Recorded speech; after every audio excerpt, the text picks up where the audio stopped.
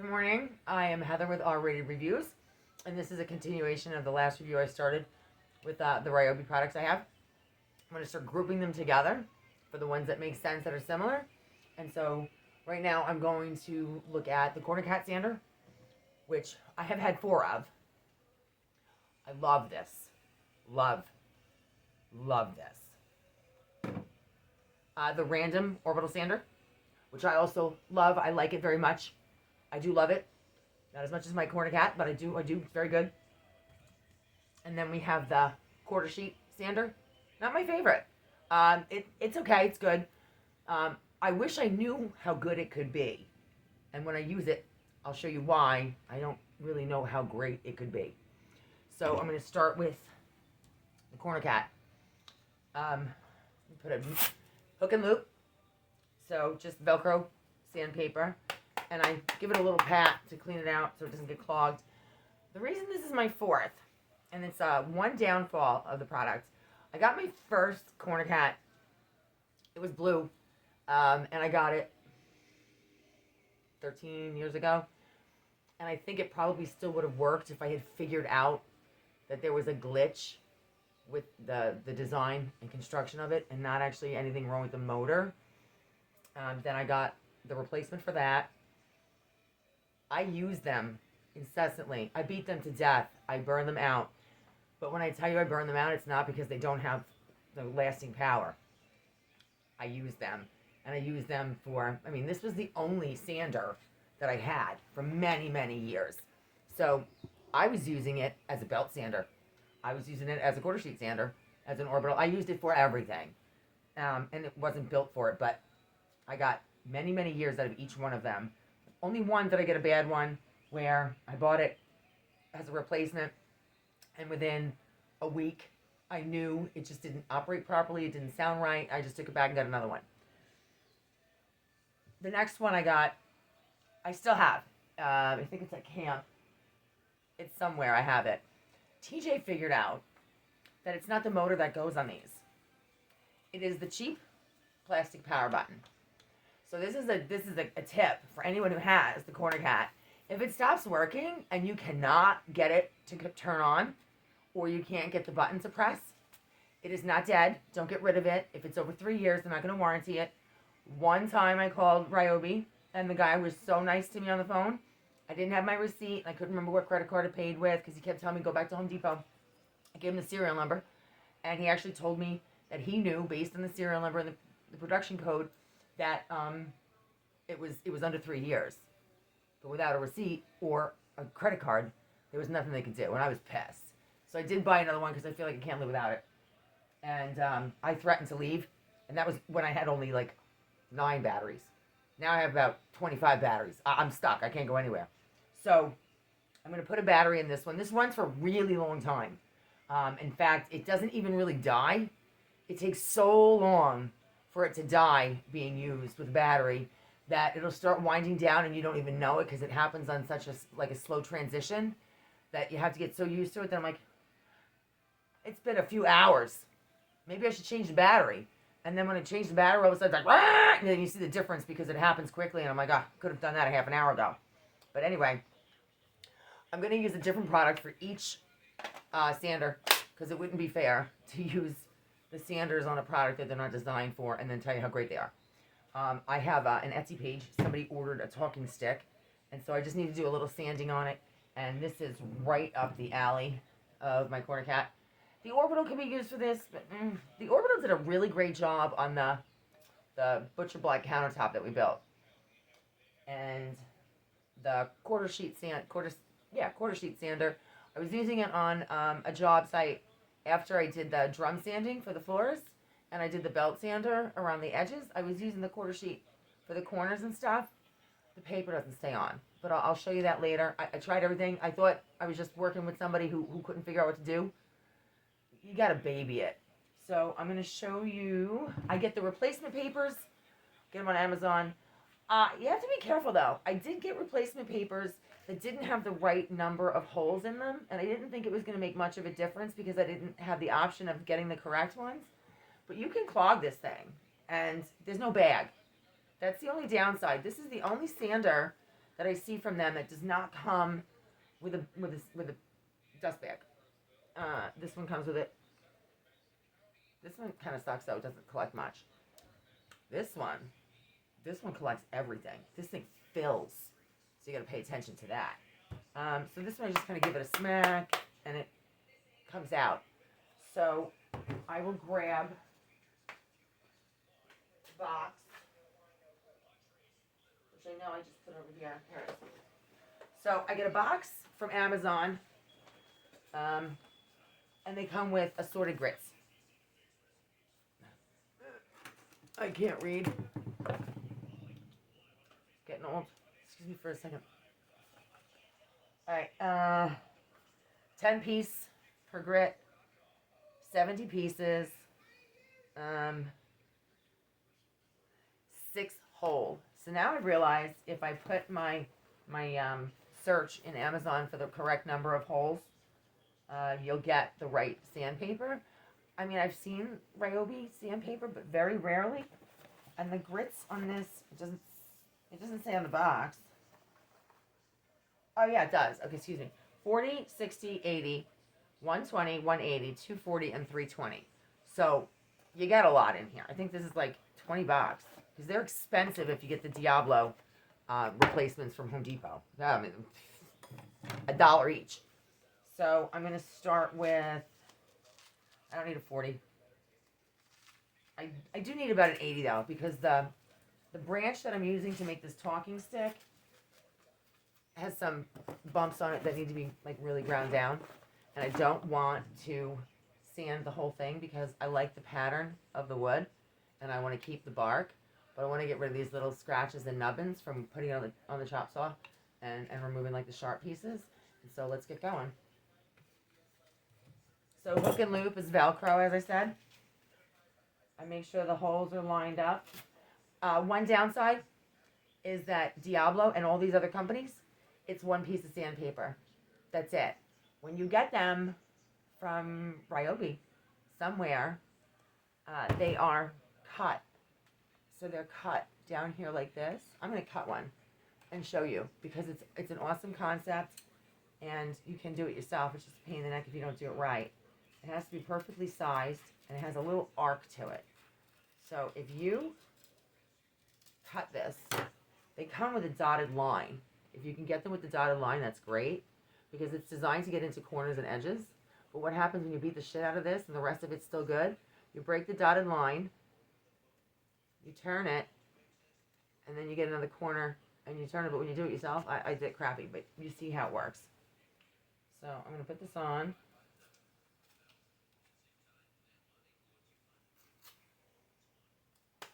Oh, so back to the tip about the people that have this, that you can't turn it on. You can't push the made a lawyer out of me. You can't push the power button. It won't go. It doesn't work.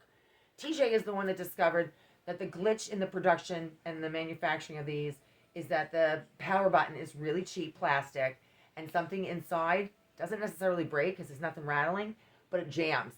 And after a while, I don't know if it fills with sawdust or what happens. You can turn it off, but you can't turn it on, no matter how hard you press. I don't know what I just did to it.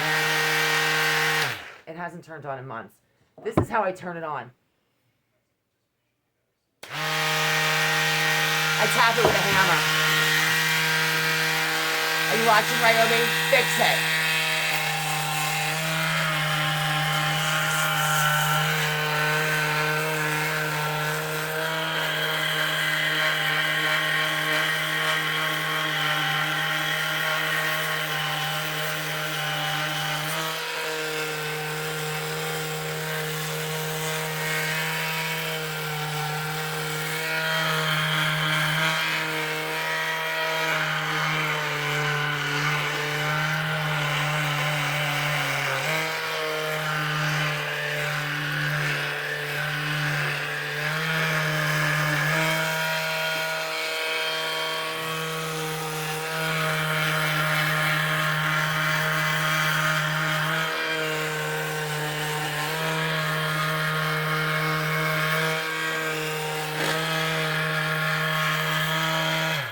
Okay, so the reason I It actually does a really great job pretty quickly, and it gives me the ability to keep the wood round and smooth without losing the edges.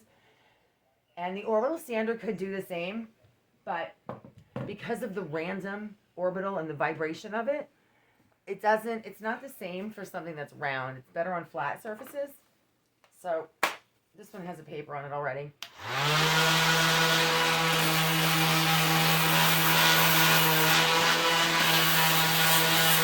See how it moves the wood around? It doesn't.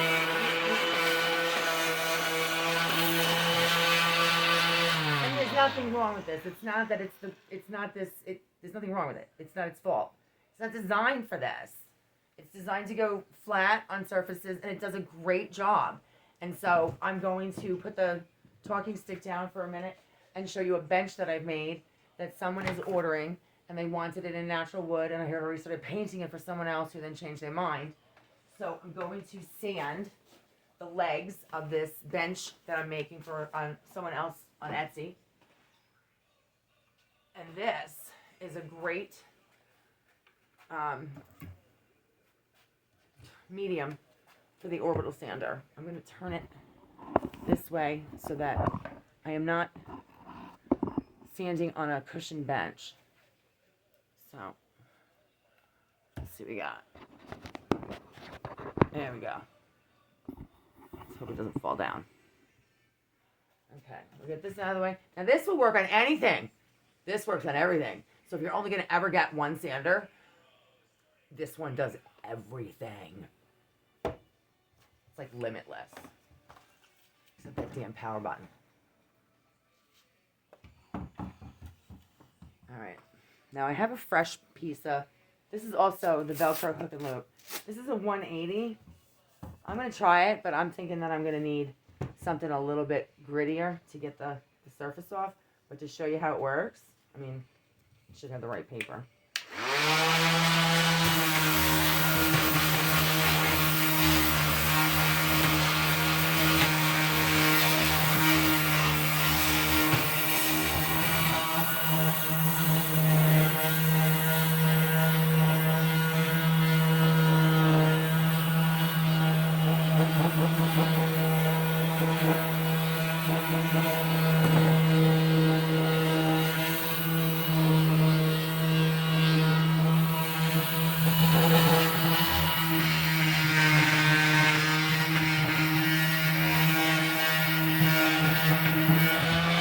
Fantastic job.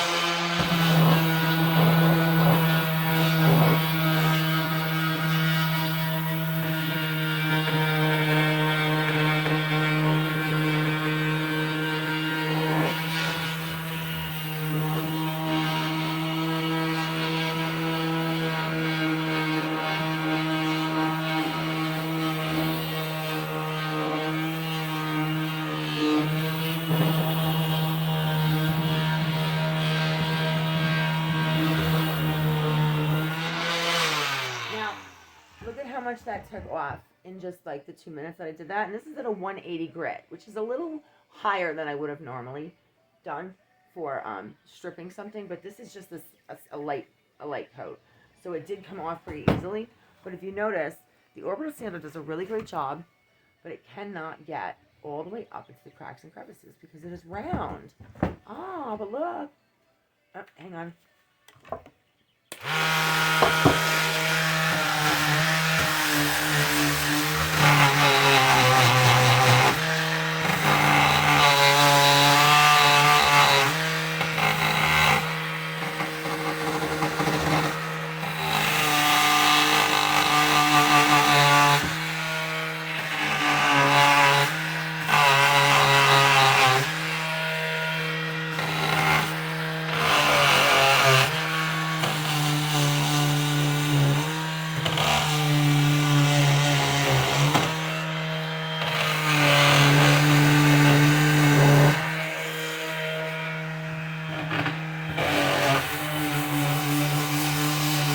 Not only does the corner tack get all the way into the cracks and crevices, it can also sand the flat surface as well.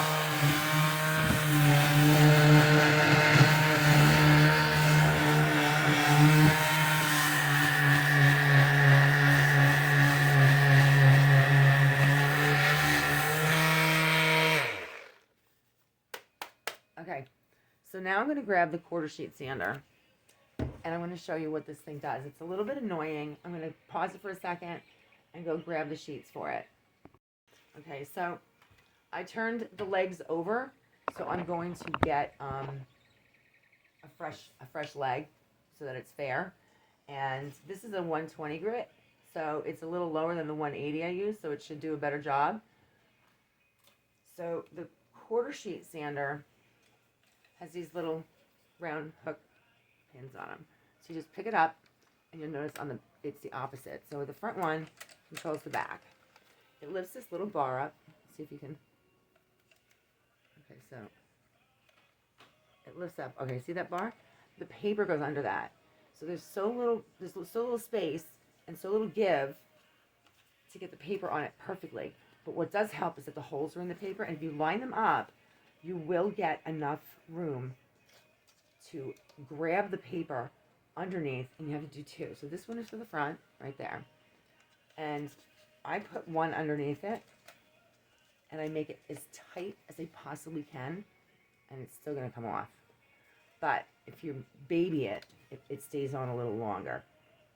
I don't know if it's the vibration. I don't know if it's a flaw within the clips, but I have used other quarter sheet sanders. Craftsman, doesn't happen. And it was an old Craftsman.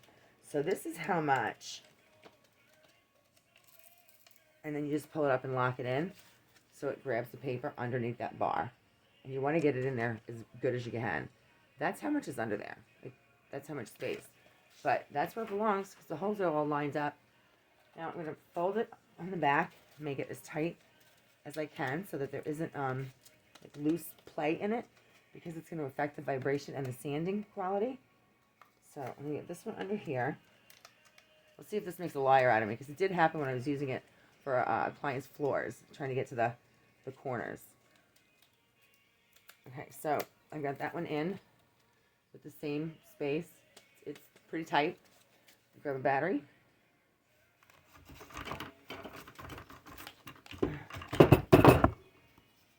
I don't leave the batteries in anything because I travel with them a lot. If they're in my bag and the button gets hit when I hit a bump, they're going to be going off while I'm driving, so I always see the batteries out.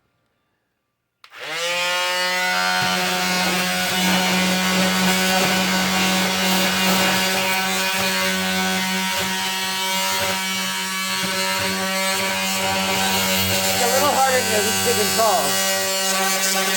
All over the place. You have to fight with it. You have to fight a lot. And